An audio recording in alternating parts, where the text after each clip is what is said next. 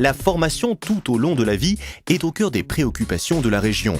Afida Elbaz, de quel temps est constitué le parcours d'une personne ?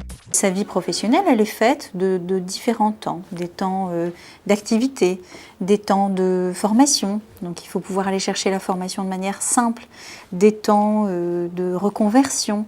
Et donc chaque situation, finalement, dans chaque étape, on doit pouvoir utiliser la formation de manière simple, comme un outil. L'évolution de l'emploi nécessite que les professionnels se forment aux nouveaux dispositifs. Malek Chaga, quel est votre point de vue ? Alors, notre action, elle a été donc d'abord de prendre en compte la dimension emploi dans les allocataires du RMI, et notamment au niveau de nos personnels qui sont à vocation sociaux et médico-sociaux. Donc prendre en compte cette dimension, ça veut dire mettre en place des formations, à la fois sur notre territoire avec l'aide d'un partenaire qui s'appelle le comité de bassin d'emploi, dans lequel à la fois le PLI, à la fois un certain nombre de boutiques de gestion, à la fois la chambre de commerce et la chambre des métiers s'associent à cette démarche. Il y a aussi une formation obligatoire, quand on dit obligatoire, que le département a souhaité en faisant un appel à candidature à des partenaires pour donner une qualification sur le volet emploi à nos personnels, mais également au personnel que nous finançons, pour lequel l'employeur est un CCS ou une association. Tourcoing est une ville créative, artistique et culturelle.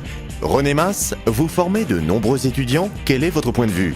La ville de Tourcoing est la seule de la métropole à avoir encore une école supérieure d'art sur son territoire, qui accueille actuellement 210 étudiants. Il faut impérativement s'ouvrir sur l'extérieur et donner la possibilité aux jeunes qui veulent s'investir dans les nouvelles technologies, notamment avec la création d'un pôle image dans le quartier du Fresnoy.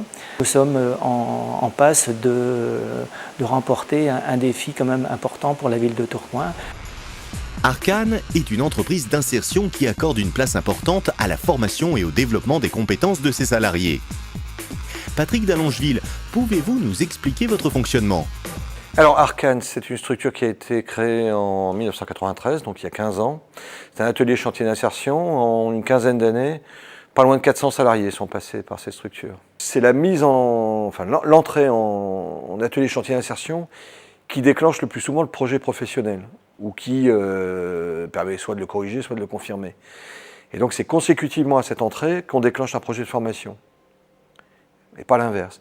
Donc le projet de formation, il se met en place au cas par cas, et on va dire sur mesure, pour chacun des salariés. Nous suivons particulièrement les projets de développement qui sont en cours sur Tourcoing, et c'est assez exceptionnel de voir une municipalité qui est aussi investie sur le champ de la formation et la qualification, on va dire, de ses habitants.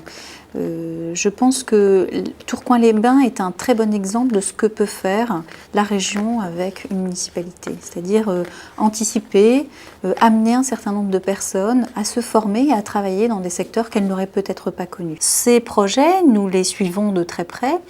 Et notre équipe au niveau local travaille d'arrache-pied avec un certain nombre d'acteurs et de partenaires au niveau territorial pour effectivement que la formation puisse être au plus près de ces projets de développement. Et la formation, elle trouve tout son sens dans ce type de situation. C'est-à-dire avec les entreprises qui ont été sur le gros œuvre et le second œuvre sur Tourcoing-les-Bains, pouvoir permettre à des jeunes et à des adultes de découvrir ces métiers, pouvoir permettre à des jeunes en grande difficulté d'intégrer des emplois, même de courte durée sur un chantier, et de pouvoir être en lien avec des entreprises qu'ils n'auraient pas rencontrées dans d'autres situations, avec une médiation extrêmement efficace de la Maison de l'Emploi ou d'outils comme la mission locale ou du PLI.